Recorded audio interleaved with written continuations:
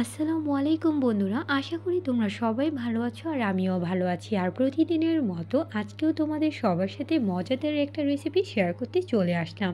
আজকে তোমাদের সবার সাথে শেয়ার করছি সন্ধ্যার নাস্তা হিসেবে গরম গরম মজাদার রেসিপি, নতুন আলু দিয়ে আলুর দম।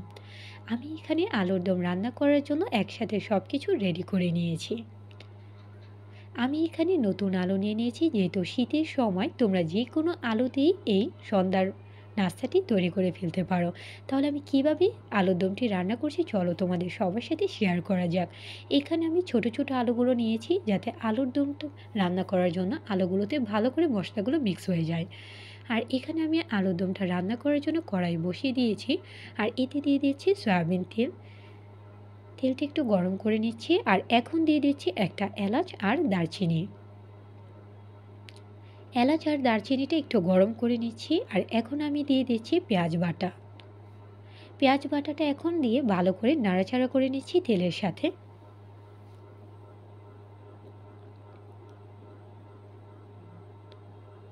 পেঁয়াজটা ভালো মতো নাড়াচাড়া করা হয়ে গিয়েছে। এখন আমি পেঁয়াজ বাটাটার সাথে দিয়ে দিচ্ছি কাঁচামরিচ আর পুদিনা বাটা। এতে আলুর দমটাতে দারুণ ফ্লেভার আসবে। দিয়ে আমি ভালো করে পেঁয়াজটার সাথে নাড়াচাড়া করে নিচ্ছি। এখন আমি অ্যাড করছি অল্প পরিমাণে একটু আদা রসুন বাটা। দিয়ে আবারও আমি মশলাগুলোর সাথে নাড়াচাড়া করে নিচ্ছি। আর এখন অ্যাড করছি মরিচ আর হলুদের গুঁড়া। এতে আলুর দমটা একটু স্পাইসি না হলে খেতে ভালো লাগবে না, তাই আমি এখানে একটু মরিচ আর হলুদের গুঁড়া অ্যাড করছি।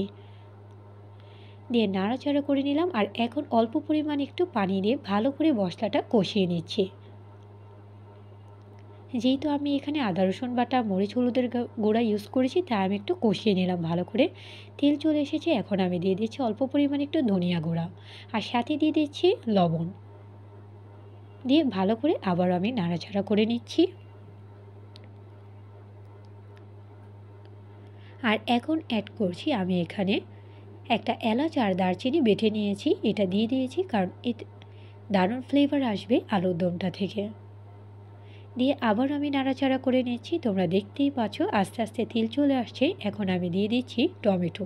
তোমরা চাইলে এই টমেটোটা স্কিপও করতে পারো, তবে আমি টমেটোটা অ্যাড করেছি, এতে আলুর দমটা খেতে ভালো লাগে। আর যেহেতু আমি কাঁচামরিচ বাটা অলরেডি দিয়েছি, তাই আমি এখানে আরও দুটো আস্ত কাঁচামরিচ দিয়ে দিয়েছি একটু ফ্লেভারের জন্য। আসলে যে যেমন যতটা স্পাইসি খেতে পছন্দ করো। আর এখানে আমি ইউজ করছি, যেহেতু শীতের সময়, তাই একটু দিয়ে দিচ্ছি পেঁয়াজ পাতা, কারণ পেঁয়াজ পাতার দারুণ একটা সুগন্ধ আছে, এতে আলুর দমটাতে আরও দারুণ একটা ফ্লেভার আসবে। দিয়ে ভালো করে নাড়াচাড়া করে নিলাম। মশলাগুলো একসাথে সব কিছু দিয়ে একটু নাড়াচাড়া করে কষিয়ে নিচ্ছি। এখন আগে থেকে সিদ্ধ করে রাখা আলুগুলো দিয়ে দিচ্ছি। আলুগুলো এখন ভালো করে মশলাগুলোর সাথে নাড়াচাড়া করে নিচ্ছি। আমি এখানে ছোট আলুগুলো নিয়ে নিয়েছি। তোমরা চাইলে বড় ছোট যে কোনো সাইজের আলু নিয়ে নিতে পারো।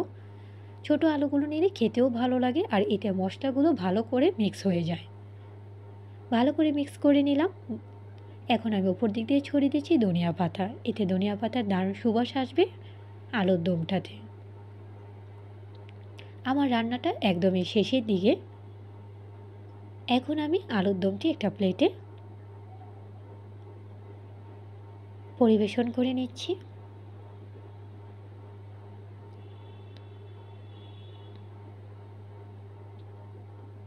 আলুর দমটি একদমই আমার রান্না হয়ে গেল।